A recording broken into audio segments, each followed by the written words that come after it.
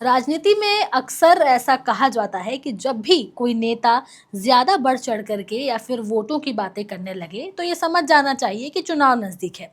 और अब इसी के चलते अपनी राजनीतिक रोटी सेकने के चक्कर में कई बार नेता ऐसे शब्दों का इस्तेमाल भी कर जाते हैं जो अक्सर लोगों को असमंजस में डाल देते हैं। और जनता खुद ये सोचने पर मजबूर हो जाती है कि ये नेता हमारे हित में है या नहीं। बात एक ऐसी ही खबर की जहां एक महिला नेता जनता के आगे ऐसे शब्दों का इस्तेमाल कर रही है जिसे सुनकर आप भी चौंक जाएंगे। अब वो नेता और कोई नहीं, बीजेपी की महू विधानसभा सीट से विधायक उषा ठाकुर हैं, जो वोट पाने के लिए इतनी बेताब हो गई हैं कि उन्होंने जनता को धमकाना तक शुरू कर दिया है। और इतना ही नहीं, उन्होंने अपने आप को ऊपर वाले का फरिश्ता तक बता दिया है। अब पूरा मामला क्या है तफसील से आपको बताएंगे, लेकिन उससे पहले आप हमारे चैनल द हिंदी टॉप को सब्सक्राइब करें, बेल आइकन दबाना ना भूलें ताकि आप तक पहुंचे हमारी हर खबर सबसे पहले। मध्य प्रदेश के हासलपुर के एक कार्यक्रम में उषा ठाकुर ने कहा कि वोट बेचना एक पाप है। जो लोग बीजेपी को वोट नहीं देंगे और शराब साड़ी के बदले अपना वोट बेचते हैं, वो अगले जन्म में ऊंट भेड़ बकरी या कुत्ते बिल्ली जैसे जानवर बनेंगे। ये सुनकर वहां बैठी जनता भी एक पल के लिए चौंक गई, क्योंकि ये किसी गांव की पंडिताइन का प्रवचन नहीं था, एक जनप्रतिनिधि का बयान था जिसे लोग चुनकर विधानसभा में भेजते हैं। एक लोकतांत्रिक देश में जहां वोट देना एक अधिकार है, वहां अगर कोई नेता ये कहे कि बीजेपी को वोट नहीं देगा तो जानवर बन जाएगा, तो ये सिर्फ गैर जिम्मेदाराना नहीं बल्कि अपमानजनक शब्द भी है। अब उषा ठाकुर यही नहीं रुकी, उन्होंने एक और दावा कर डाला। उन्होंने भरी सभा में ये कहा कि मेरी भगवान से सीधी बात होती है। अब आप सोचिए कि एक लोकतंत्र में बैठे मंत्री का ये बयान कितना हास्यास्पद लगता है। अगर भगवान से सीधी बात होती तो आज के समय में हर आदमी अपनी छोटी परेशानी भगवान को जाकर बताता। साथ ही पीने का पानी कब आएगा, बेरोजगारी कब खत्म होगी, महंगाई कब खत्म होगी, इस सब का जवाब जनता नेताओं से नहीं बल्कि भगवान से ही मांगती।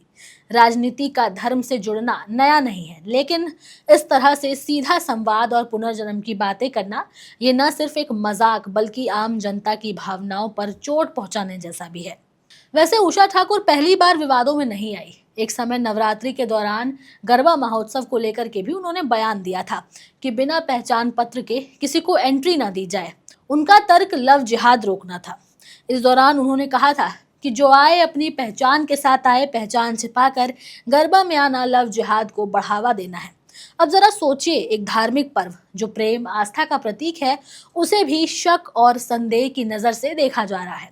हर त्योहार को बंटवारे का औजार बना देना, क्या यही हमारी राजनीति की दिशा है? उन्होंने एक और बयान दिया था जिसमें उन्होंने कहा था कि अगर 500 या 1000 रुपए में वोट बिकता तो ये शर्मनाक है।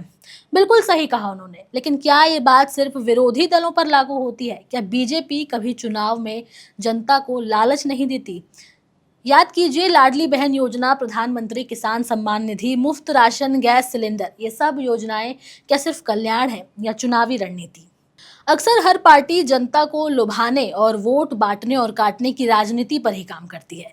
कभी योजनाओं के जरिए, कभी हिंदू मुसलमान करके, कभी जाति के नाम पर। तो फिर जब कोई दूसरी पार्टी ऐसा करती है तो वो पाप, और जब आप करें तो सेवा कैसे कहलाता है? अब ऐसे में उषा ठाकुर के फरिश्ते वाले बयान को सुनकर तो यही लगता है कि शायद वो भी नॉन बायोलॉजिकल है।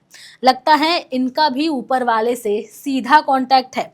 आपको याद होगा कि कुछ वक्त पहले खुद आरएसएस प्रमुख मोहन भागवत ने भी एक मामले का जिक्र करते हुए कहा था कि मानव होने के बाद भी कुछ लोग सुपरमैन बनना चाहते हैं। वो देवता और फिर भगवान और फिर विश्वरूप बनना चाहते हैं।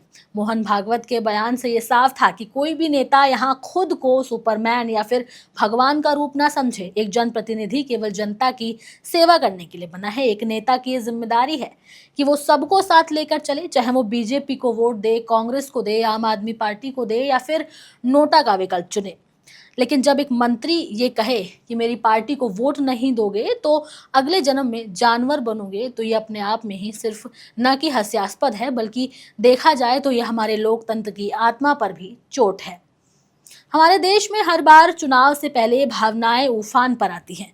कभी राम मंदिर, कभी लव जिहाद, कभी धर्मांतरण वगैरह वगैरह। लेकिन असली सवाल ये है कि क्या आपके घर में रोजगार है? आपके बच्चों की पढ़ाई हो रही है, महंगाई कम हो रही है, इन सभी सवालों का जवाब आज तक नहीं मिला। ध्यान रखिए, जनता से बड़ा कोई नहीं, ना नेता, ना भगवान के सीधे संपर्क वाले लोग। और अगर अगली बार कोई नेता आए और कहे कि आप हमारी पार्टी को वोट नहीं देंगे तो जानवर बनेंगे, तो उनसे पूछिए कि आपने जनता के मुद्दों पर कितना काम किया। अब अगर आप हमारी बात से सहमत हैं तो आप अपने विचार हमें कमेंट सेक्शन में ज़रूर दें। मैं आपके साथ तनु चतुर्वेदी और कैमरा के उस पार मेरा साथ दे रहे थे मेरे साथ ही शिव कुमार। ऐसी और तमाम खबरों के लिए हमारे चैनल द हिंदी टॉप को सब्सक्राइब करें। हमें एक्स यानी ट्विटर, फेसबुक और इंस्टाग्राम पर भी फॉलो करें।